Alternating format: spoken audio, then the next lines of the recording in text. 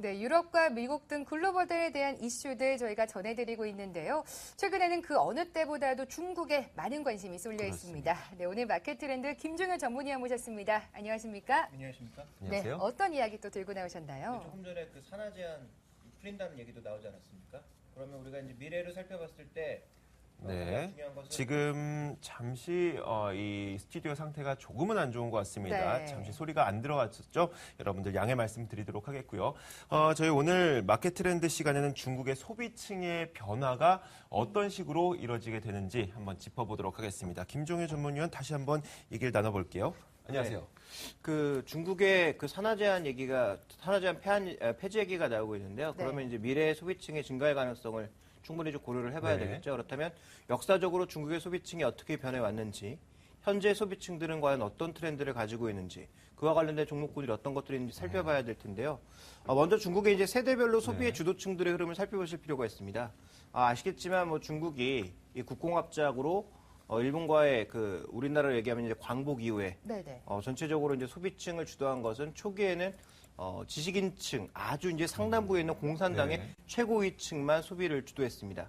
그렇지만 이제 70년대, 80년대 넘어가기 시작하면서 소비층이 조금씩 넓어졌고요. 그래서 준비된 그림으로 보시면 1세대 소비의 주도층은 정말 특권층들만이 소비를 하는 그런 양상이었다면 2세대로 넘어가면서 약간의 이제 중산층으로 확대되는 모습. 그런데 3세대가 2002년부터 2008년도까지라고 봐야 될 것 같은데 이때가 중국의 가장 고속 성장기였죠. 개혁 개방을 통해서 가장 고속 성장을 하면서 이때 과잉 투자, 과잉 소비가 나타나는 모습을 보였습니다. 계층별로 보면 상류층부터 이제 약간 하류에서 상위에 있는 사람들까지 소비가 확대되면서 이때 가장 많은 자원을 소비했고 또 이때 생산 능력이라든지 이런 것들이 가장 크게 확대되는 모습을 보였죠. 그렇지만 2008년도 이후에 금융위기가 나타나면서 다시 소비층들이 조금 줄어드는 모습을 보여왔는데요. 이때 소비층이 조금씩 변하는 모습을 보였고 향후 이제 경기가 빠르게 회복된다면 또 중국의 삼중전회를 통해서 여러 가지 성장 동력들을 찾아가기 시작한다면 다시 이때만큼은 아니어도 소비층이 조금은 확대될 것으로 우리가 가장 많이 예상하는 가장 두꺼운 중산층의 소비가 다시 확대될 것으로 예상을 하고 있습니다. 자, 이러한 가운데 우리가 좀 살펴봐야 될 것은 현재 소비를 주도하고 있는 세대들의 특징인데요.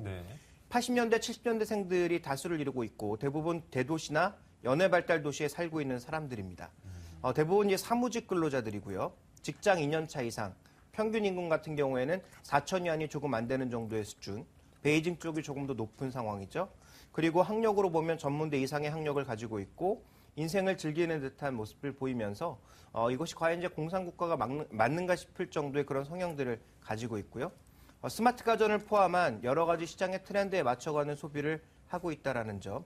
그래서 가장 중요한 것은 집. 여전히 중국에서 집 가격이 빠지고 있는 이유라고 봐야 되겠죠. 이런 부분들과 함께 뭐 취미 쪽으로도 굉장히 발을 넓혀 나가고 있는 상황이어서 이것을 LG경제연구원에서는 5가지의 형태로 정리를 했는데요. 스마트라고 요약할 수 있는데 S는 마음은 상류층인데 실제 소비는 합리적으로 하고 있다는 것이고요. 그리고 이들의 소득 수준은 중산층이라는 것이고 그다음에 건강에 대한 관심이라든지 정치적인 각성들이 과거 세대에 비해서는 굉장히 뛰어나다라는 것. 그리고 공익활동에도 굉장히 많이 참여하면서 환경 이슈 등에 관련돼서 그러니까 님비 현상에 나타날 만큼 환경 같은 것들에도 굉장히 강력하게 참여를 하고 있고요. 또 유행에 민감한 세대이기 때문에 자신의 경제적 처지에는 맞춰가지만 변화하는 유행 트렌드에는 굉장히 빠르게 또 쫓아가고 있는 것이 현재 상황이다라고 좀 봐야 될 것 같습니다. 그래서 이들의 전체적인 특징을 보시면 전체적으로 이제 합리적 소비를 근간으로 하고 있다라는 점을 보여주고 있기 때문에 이들의 이제 명품 소비를 한번 살펴보실 필요가 있을 것 같은데요. 자신의 소득 내서 소비를 하는 사람들이기 때문에 뭐 아주 비싼 자동차라든지 아주 비싼 뭐 집을 산다든지 이런 행태는 보여주지 않고 있어요. 그래서 준비된 그림을 보시면 이 소비주층들이 지금 가지고 있는 명품의 수를 보면 화장품이나 시계 같은 것들 상대적으로 명품이라고 하더라도 가격대가 아주 고가층은 아닌 이런 것들을 많이 선호하고 있다고 봐야 될 것 같고요. 뭐 가방이나 의류 등 우리나라 사람들도 대부분 보편적으로 명품 하나 정도씩은 가져가고 있지 않습니까? 그런 비슷한 소비 패턴을 나타내고 있다는 것이 또 하나의 특징이라고 봐야 될 것 같고요. 그 다음에 이제 마지막으로 말씀드리고 싶은 것은 사회 이슈에 대한 관심도가 굉장히 높아졌다는 거죠. 특히 2008년도 이후 금융위기 이후에는 환경이라든지 건강이라든지 소득 분배라든지 이런 사회적인 이슈에 대한 관심들이 그 어느 때보다도 높아지면서 중국 내에서의 소비자들이 굉장히 능동적으로 변화하고 있다. 그리고 이것은 어떻게 보면 인터넷 확산에 따른 정보가 조금 많아지면서 이런 정보들을 취득하게 된 소비자들의 성향들이 조금씩 바뀌고 있다. 이렇게 볼 수 있을 것 같습니다. 이 내용을 들어보니까 우리나라 지금 젊은이들의 소비 행태와 비슷한 거의 것도, 비슷하다라는 네, 느낌이 맞아요. 들잖아요. 그럼 저희가 이런 투자 트렌드나 이런 것들도 힌트를 얻을 때 우리나라에서 힌트를 얻어서 좀 중국에 적용해 보는 것도 괜찮을까요? 일단 우리나라와 똑같이 간다라고 볼 수는 없을 것 네. 같고요. 그다음에 이제 또 하나 중요한 포인트는 우리나라 좀 비슷한 부분이 있다라고 했지만 여기 이제 숫자의 문제라는 거죠. 그리고 또 하나 지역별 격차가 크다라는 것. 그래서 방금 전에도 이제 스마트 바이링 세대라고 하는 네. 현재 4세대 소비 주도층의 이 특징에 대해서 말씀드렸지만 지금은 뭐 상하이라든지 이쪽을 중심으로 하는 전반적인 이 소비의 확산이 아니라 대도시에 있는 사람들을 중심으로 나타나고 있는 트렌드이기 때문에 이것이 정말 이제 커지기 위해서는 아직까지는 좀 더 시간이 필요하다. 다만 소비를 주도하고 있는 층의 성향은 말씀해 주셨다시피 한국과는 조금 비슷하다라고 봐야 되겠죠. 네, 죄송하지만 바이링이라고 하면 뭐의 줄임말일까요? 바이링이라고 하는 것은 중국어 표현입니다. 네. 그래서 지금 소비를 주도하고 있는 표현은 일종의 신조어라고 봐야 되겠죠. 그래서 1세대 바이링, 2세대 바이링, 3세대 바이링 이런 식으로 아까 제가 이제 계층을 나눠드렸지 않습니까? 네. 그러니까 시대별로 이렇게 소비를 주도하는 층들의 성향이 바뀌고 있다는 것이고요. 지금 현재 3세대를 주도하고 있는 사람들의 소비 패턴은 조금 전에 소개시켰던 대로 이제 그런 형태로 흘러가고 있다는 거죠. 그래서 우리나라에서도 최근에 모바일 쇼핑, 온라인 네. 쇼핑들이 많이 증가하고 있다고 하는데 중국도 마찬가지입니다. 이들이 어느 정도 합리적인 소비를 하고 있다 보니까 네. 상대적으로 가격을 싸게 살 수 있고 물류 비용을 줄일 수 있고 어떻게 보면 시간을 줄일 수 있는 이런 스마트 소비 쪽에 좀 더 관심을 많이 가지고 있다고 봐야 될 텐데요. 네. 준비된 그림을 확인해 보시면 이 중국의 온라인 쇼핑 이용자 수와 점유율이 점점 확대되고 있는 상황입니다. 전반적인 점유율은 지금 40%를 넘어서고 있는 상황이고요. 온라인 쇼핑 이용자 수도 벌써 2억 명을 넘어서면서 굉장히 빠르게 증가하고 있는 것이 보여지고 있습니다. 중국의 온라인 쇼핑 매출 전망을 살펴보시면 피크는 아무래도 변화율 기준으로 봤을 때는 한 2015년 정도가 피크가 아닐까. 이때부터는 성장률이 조금씩 꺾이지 않을까라고 네. 예상을 하고 있는 상황이고요.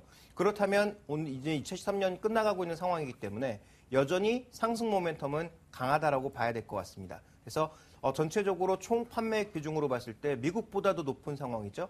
미국이 총 소비에서 온라인 소비가 차지하는 비중이 현재 7%가 채 되지 않는데 중국은 올해를 기준으로 벌써 8%에 육박하고 있고요. 내년엔 9%, 2016년 정도 가게 되면 10% 이상으로 갈 것으로 보여지고 있기 때문에 이 중국의 온라인 소비들은 앞으로도 많이 확산될 것으로 예상을 하고 있습니다.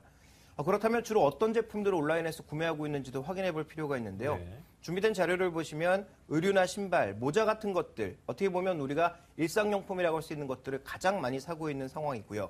또 컴퓨터라든지 디지털 통신 같은 제품들도 사고 있어서 IT 제품 같은 경우에는 굉장히 이제 표준화가 되어 있죠. 그래서 설사 온라인에서 사게 된다고 하더라도 해당 제품만 맞다면 네. 그 제품의 품질이 그렇게 큰 차이는 없다라고 보여집니다. 그래서 중국 내에서 지금 소비 트렌드를 보시면 네. 구매에 그렇게 큰 부담이 되지 않는 굉장히 유행이 빠르게 지나가는 그런 제품들을 싸게 온라인에서 구매하고 있다라고 봐야 될 것 같고요. IT 제품처럼 온라인에서 구매하더라도 품질의 편차가 크지 않은 제품들에 대한 네. 소비 성향이 늘어나고 있다라고 좀 볼 수가 있는 거죠. 조금 더 자세하게 품목별로 보시면 아까 말씀드렸다시피 이제 금액별로 보면 의류와 신발, 모자가 차지하는 비중이 30% 정도인데요. 그 중에서 또 여성복이나 남성복처럼 유행이 굉장히 빠르게 변화하는 것들을 가장 많이 소비하고 있는 것으로 보여지고 있어서 전체적으로 지금 표준화 제품과 함께 유행에 빠르게 변화하는 제품들을 30, 40대, 우리나라로 얘기하면 20대부터 40대 가장 소비를 많이 하는 계층들의 그런 흐름들을 품목별로도 반영을 하고 있다라고 봐야 될 것 같습니다. 네. 지금 온라인 쇼핑이 뭐 한창 커지고 있다는 말씀 드렸는데 저희가 네. 11월 11일에도 굿모닝 마켓워치에서 전해드리지 않았습니까? 솔로데이가 광풍을 보이면서 온라인 쇼핑 매출이 정말 급증하고 있다 네, 이런 말씀 드렸던 맞습니다. 것 같아요. 네, 이렇게 중국의 소비 트렌드가 변화하면서 혹시 한국 기업도 그럼 중국의 온라인 쇼핑이나 이런 쪽으로 많이 발빠르게 또 진출하고 있나요? 온라인 쇼핑으로 품목별로는 진출할 수 있는데 이미 중국에는 굉장히 많은 온라인 판매 업체들이 존재하고 있는 상황이기 네. 때문에 뭐 인터파크라든지 이런 업체가 중국으로 들어가서 자리매김을 할 가능성은 거의 없다. 이렇게 봐야 될 것 같습니다. 게다가 새로운 기업이 들어가기에는 규제의 벽이 너무 크잖아요. 아직까지 이제 규제의 벽을 많이 풀어주고 있기는 한데 또 이번에 3중년의 특징이 이제 그런 부분이다 네. 보니까 해외 자본이 들어와서 투자하는 것을 꺼려하진 않지만 기존에 이미 영향력을 발휘하고 있는 중국 업체를 따라잡을 가능성이 없다라는 거죠. 네. 그러니까 유통업체 입장에서는 온라인 업체가 참여해서 얻을 만한 이익은 적은 것 같고요. 그렇게 본다면 이제 우리가 품목별로 접근을 해봐야 될 것 같은데 조금 전에 살펴보셨던 대로 의류라든지 화장품이라든지 이런 것들에 대한 소비가 온라인 쪽에서 많은 만큼 국내 시장에서 좀 관심을 가져볼 만한 화장품 관련주는 중국의 대규모 공장을 갖고 있는 코스맥스라든지 또 아모레퍼시픽 같은 경우에는 왜 주목을 해야 되냐면 설화수 같은 경우에 한국 내에서도 굉장히 비싼 브랜드 아닙니까? 네. 그러니까 중국 내에서도 한국 화장품 중에서 이것은 고급 브랜드다라고 인식되고 있는 정도는 설화수 정도에 불과하다라는 거죠. 물론 중국 사람들, 요커들이 우리나라에 왔을 때 소비를 할 때는 한국의 다양한 상품들을 사가지만 실제로 중국 내 백화점에서 소비되는 명품 쪽의 화장품을 보면 네. 설화수 같이 특수하게 된 브랜드 말고는 그렇게 영향력이 크지 않고요. 다른 기능성 화장품 같은 경우에는 오히려 로레알이라든지 해외 브랜드들을 더 선호하고 있는 모습들을 보여주고 있기 때문에 명품 쪽에서 본다면 화장품 쪽에서 아마 아모레퍼시픽 쪽, 그다음에 대중화 쪽에서 본다면 코스맥스처럼 원료를 제공하고 있는 또 현재 공장에 있는 업체를 여전히 주목해야 된다라고 보고 있고요.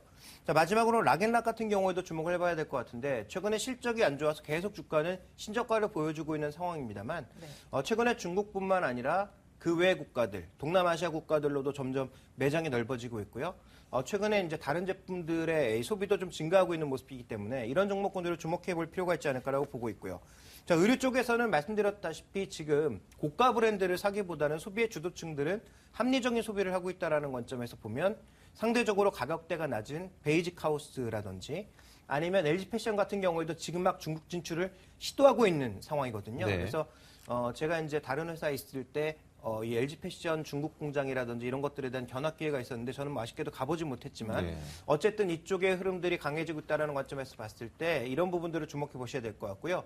유통 쪽은 인터파크와 같은 온라인 업체가 아니라 CJ 대한통운처럼 오히려 택배라든지 이런 쪽으로 할 수 있는 유금 관련주 쪽에 관심을 좀 가지셔야 될 것 같고 동방 오쇼핑을 통해서 진출하고 있는 CJ 오쇼핑 그리고 최근에 이제 중국의 컨텐츠 소비가 늘어날 가능성을 보면서 CJ CGV 같은 온라인 쪽에서의 극장 예매는 이제부터 시작이거든요. 네. 그런 관점에서 CJ CGV도 장기적으로 좀 봐야 될 것 같고요.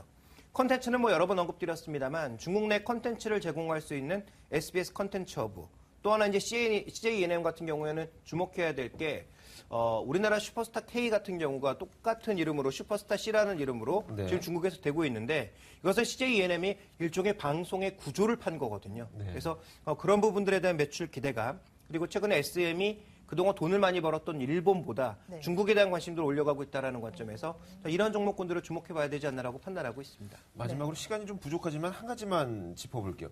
그동안 자주 말씀해 주셨던 부분이 중국에 진출하는 뭐 성장 수혜 종목들 가운데 실제 매출이 없음에도 불구하고 주가가 오르고 있는 종목들 많다고 하셨거든요. 맞아요. 이 중에서 실제 매출 일어나는 기업들이 다인가요? 아니면 몇 개는 좀 성장 가능성만 보고 있는 건가요?